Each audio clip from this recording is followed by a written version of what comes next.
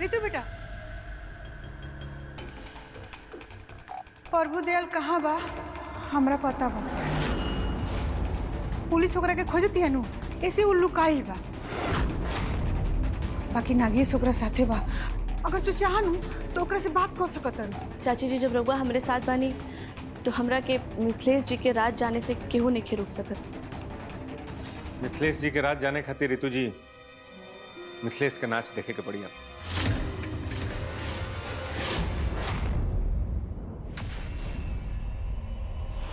हमरा के श्री भिखारी ठाकुर जी के जीवनी पर एगो नया प्रोग्राम मिलल बाटे, तो हम चाहतनी कि आप हमारा साथे चली और हमारे प्रोग्राम के देखी। सपना देखब छोड़ दी मिथिलेश जी, कैसे कि हम रउआ साथे ना आई। बस हमरा के इतना बता दी कि युवराजपुर में ऐसा का भइल रहे कि युवराजपुर के लोग रउआ से इतना नफरत करत आ रहे। रितु जी, आप कितनों कोशिश कर ली, हम आपके सच ना बताएं। रउआ के बतावे के ही पड़ी। अगर रउआ न बताइब तो राउर दोस्त प्रभु दयाल इस समय कहाँ बाड़े हम पुलिस के बता देब। अब रउआ फैसला कर ली कि रउआ के हमरा के सच बतावे के बा या अपन दोस्त के जेल भिजवावे के बा।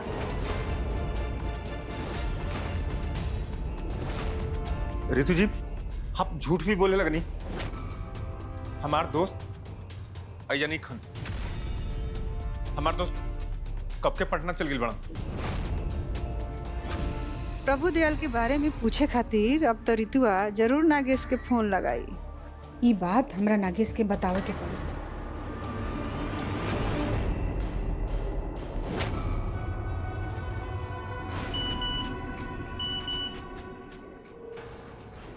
रज्जू चाची के मैसेज, मिथिलेश फंस चुकल बा, ऋतु तरह के फोन करी, ओकरा के प्रभु दयाल से बात करा दिया।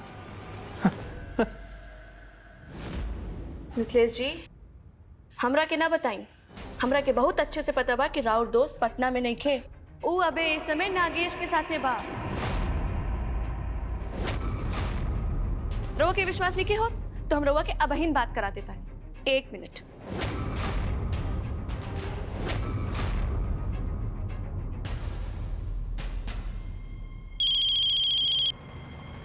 हाँ ऋतु जी, कैसन बा? नागेश, हमरा के पता बा कि प्रभु दयाल तहरा साथे बाड़े, मिथिलेश जी के दोस्त है। तो का प्रभु दयाल के बाद मिथिलेश जी से रउआ करा दे? आप हाँ ऋतु जी, काहे नहीं, तरह खातिर कुछ भी कर सके नहीं। ये बात करा। हमरा के माफ कर दिया मिथिलेश, हम तो से झूठ बोले रही। हम यही जबाड़ी नगेश हमके बंधक बना के रख ले बा।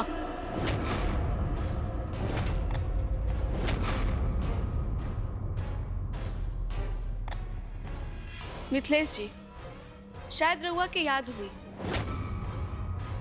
नागेश के एगो फोन कॉल से हम दोनों जन के कहानी के शुरुआत भइल रहे।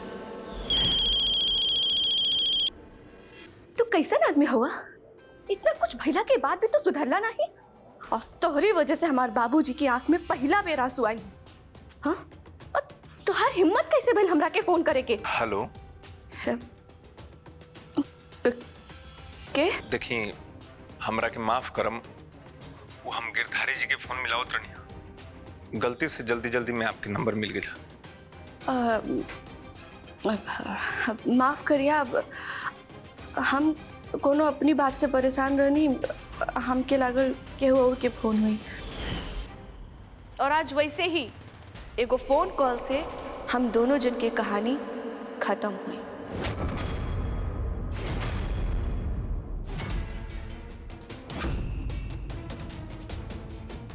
अब सच सुनला के बाद हमरा के नेखे लागत कि हम दोनों जन के बीच में कुछ कहे सुने के खातिर बचल बा। यही से रउआ हमरा के सच बता दी कि ऐसन का भइल रहे युवराजपुर में कि युवराजपुर के लोग रउआ से इतना नफरत करत आ रहे, उ लोग के दिल में अबे तक रउआ के खातिर नफरत जिंदा बा।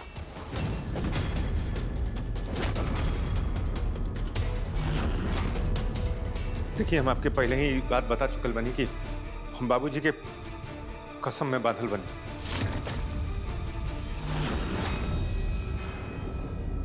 ये जौन कुछ भी बात बटे हम बता ना सकिला। लेकिन हम कोनो कसम से नहीं बंधल ना मिथिलेश जी, हम तो सुन सके नहीं ना। और रउआ के बतावे के ही पड़ी, काहे से कि अगर रउआ हमरा के ना बताई तो हम अबहिन पुलिस स्टेशन फोन करके बता देब कि राउर दोस्त प्रभु दयाल इस समय कहाँ बाड़े। अब रउआ सोच ली रउआ के का करे के बा। कुछ होने की बोल सकत रितु जी।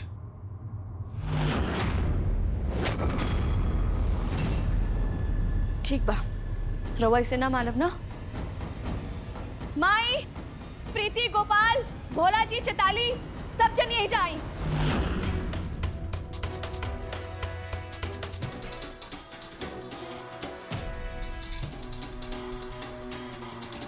हम मिथिलेश जी की पत्नी हैं और ये घर की बहू,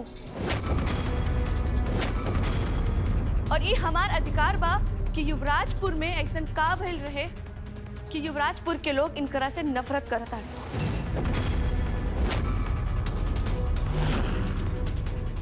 और रउआ हमरा के कुछ नहीं के बतावल चाहता रे। अब रउआ लोग सुन ली, अगर ये हमरा के सच ना बताइए तो हम पुलिस स्टेशन में इनका दोस्त प्रभु दयाल के बारे में बता दे कि वो इस समय कहाँ बाड़े। फिर रउआ लोग हमरा के दोष मत दिया। रितु जी, रउआ गलत कर रहल बनी, बिल्कुल गलत कर रहल बनी।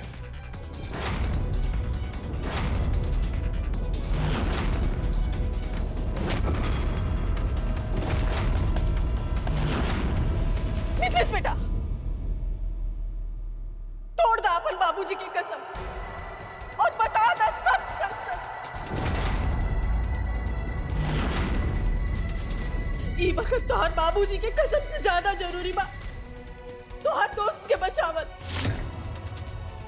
सब सच सच बता दा अपन पत्नी के कि तू के बाड़ा, का भइल रहे ऊ रात, सब सच सच बता दा।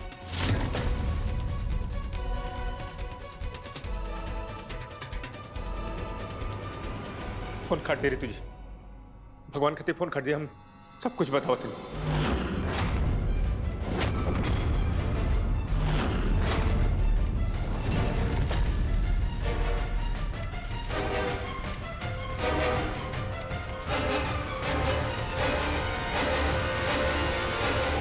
घर के परंपरा के हिसाब से हमारे दादाजी के बाद हमारे बाबूजी एगो बहुत बढ़िया और प्रसिद्ध नचनिया रहे।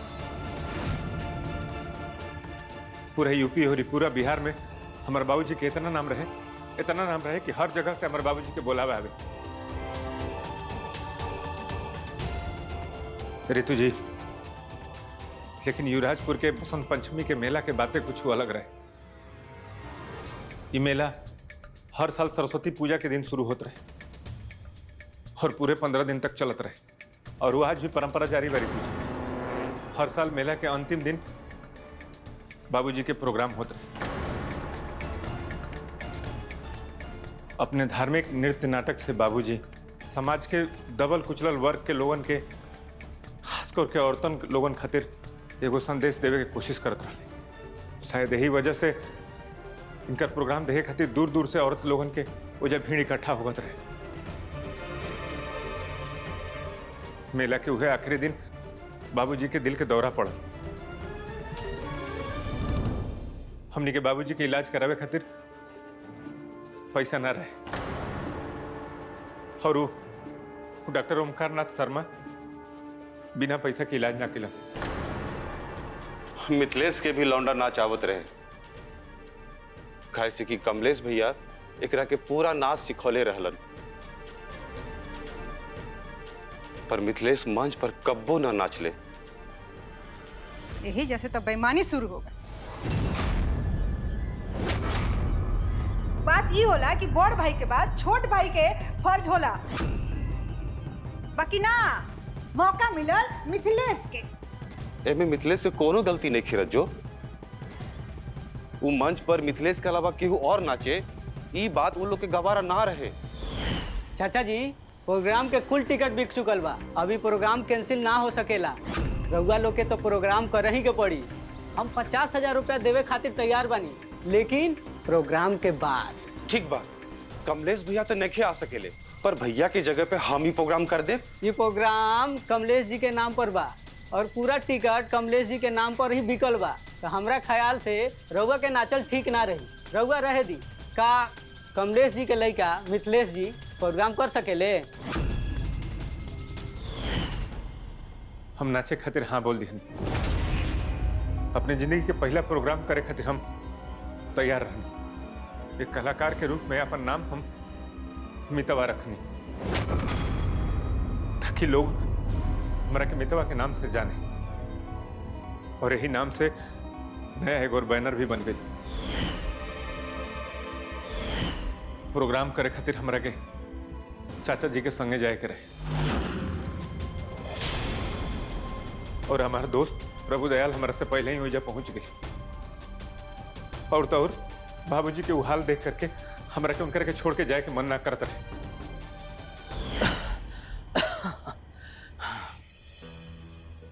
आज हमार बिटुआ के जिंदगी के पहला कमाई के पैसा से हमरा के नया जीवन दान मिली। हमार हार्ट का ऑपरेशन हुई, हमरे खातिर ओकरा से बढ़ के का बात हुई। बेटा, हमरा के जितना नाच के कला आवेला, हम एक एक कला तारा के सिखा देले बानी। अब ओ कला के उपयोग करे का समय आ गइल बा। हमका तारा ऊपर पूरा विश्वास बा कि तू खूब नाच लेबा और कमाल के नचबा। हमरा आशीर्वाद हमेशा तारे साथ रही।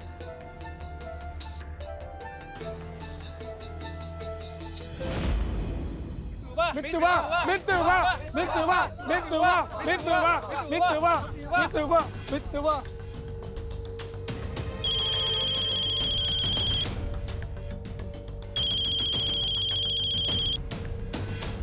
हाँ प्रभु। चाचा जी ऐसे लोग प्रोग्राम देखे खातिर पागल हो गए बाड़ी। भीड़ मितवा मितवा चिल्लातिया। रवा भी कहाँ बाड़े? जल्दी आई मिथिलेश के लेके। बस हमनी के आपते जनी जा। मिथिलेश, हमनी के चले के पड़ी, बहुत लेट हो गई बा और जा सब लोग तहार इंतजार कर रहा बा। चाचा जी, आप यहीं रही और बाबूजी का ख्याल रखिए। हम जाती। अच्छा मिथिलेश, ये मोबाइल रख, सबके फोन आते हुई अब जल्दी जा, लेट हो जाए।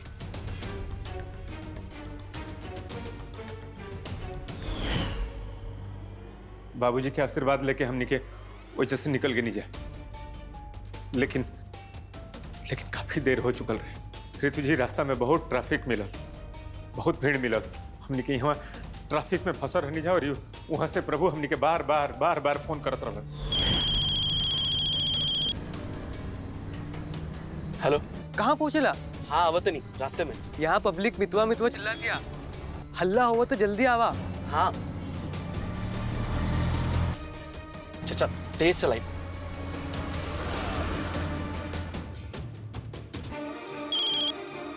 हेलो, हाँ हाँ आवत है, सिग्नल पे है। हाँ जब प्रभु के पता चलल कि हमनी के पहुंचे में देर हो जाए, वही समय पर प्रभु ऐसा गलती कर दिहलस कि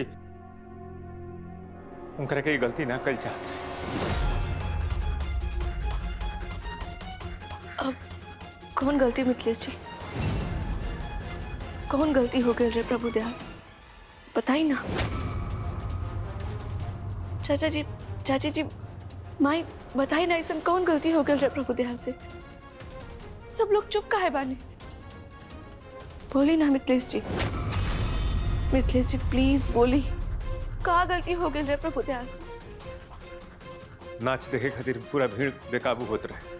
इस सारा भीड़ देख के प्रभु दयाल खुद ब खुद नचनिया बन के और नचनिया कपड़ा पहन के स्टेज पर चढ़ गई।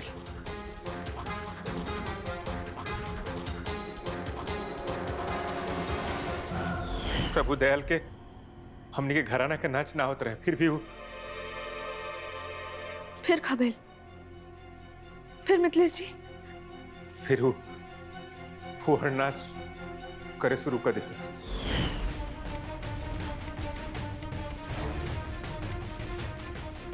और वो जगह सारा भीड़ लोगन के ही लागल कि कमलेश जी के बेटा यानी मिथिलेश हम बनी हुई वो जाके जितना भी लोग जनता रहे सब हमारा पर चिल्लाए लगल। सब लोग हमरा के भला बुरा पता नहीं का बोले लगल।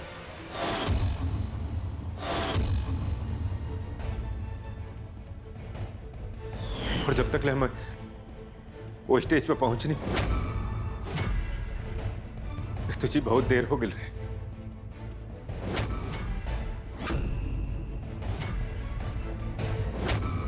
ए मितवा ये कैसन फूड नाच करता रे? ये बसंत पंचमी के धार्मिक मेला बा और अहिजा सरस्वती माई के पूजा होला और यहाँ पर फुहर नाच करके सबके अशुद्ध करता रे। अरे बंद कर अपन नाच।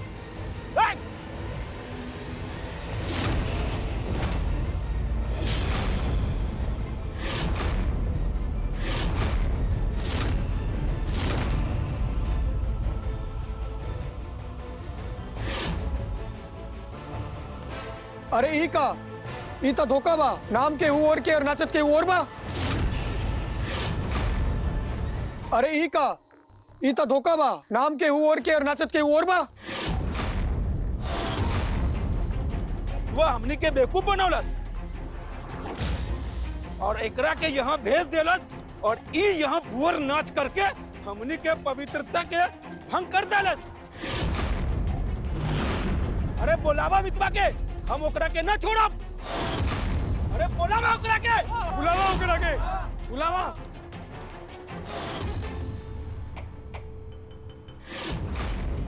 भीड़ अपना कंट्रोल से एकदम बाहर हो गए।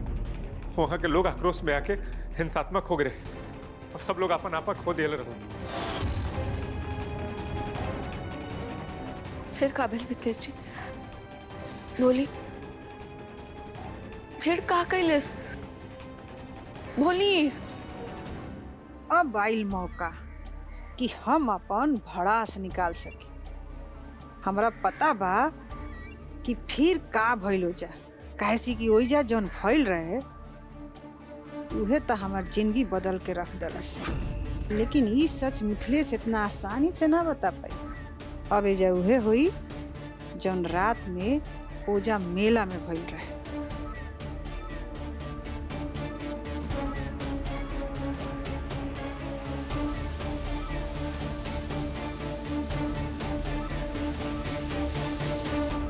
बताई ना गुस्साइल भीड़ का खैलस, बताई मिथलेश जी। मिथलेश जी कुछ तो बोली।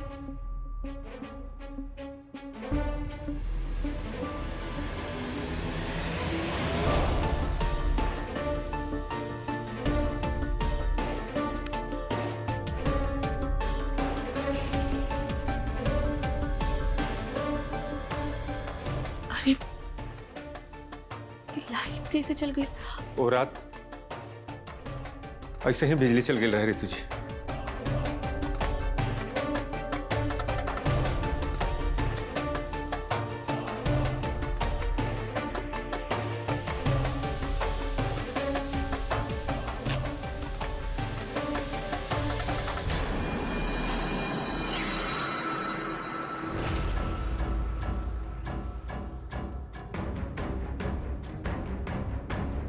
मिथलेश जी बताई ना हो, जब बिजली गईला के बाद का भइल रहे?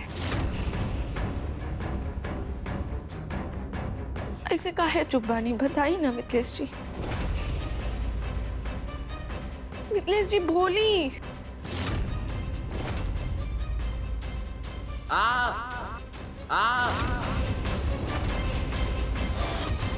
बचाओ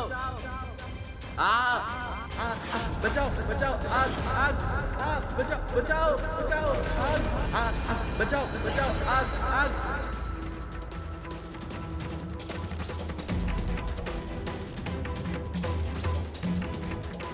मिथलेश जी बताई ना का भइल रहे? मिथलेश जी बताई ना, बोलत काहे नहीं खे? मिथलेश जी बताई।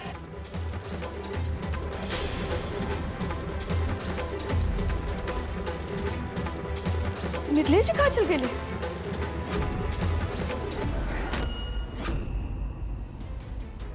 पता ना नीचे के मेन स्विच कैसे ऑफ हो गई, यही कारण से पूरा घर के लाइट कट गई रहे।